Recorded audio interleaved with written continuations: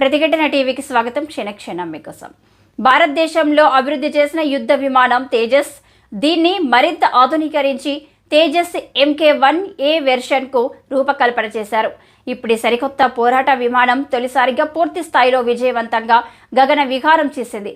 ఇప్పటికే ఈ తేలికపాటి యుద్ధ విమానం భారత వాయుసేన అమ్ముల పొదిలో చేరింది.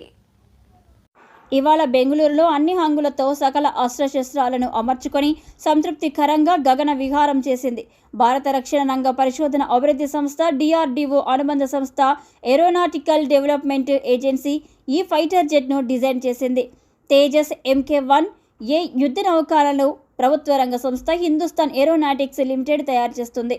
గత కొన్నేళ్లుగా అనేక పర్యాయాలు తేజస్ యుద్ధ విమానాలకు ట్రయల్స్ నిర్వహించారు. ఇవాల్టి గగన విహారం 18 నిమిషాల పాటు సాగింది.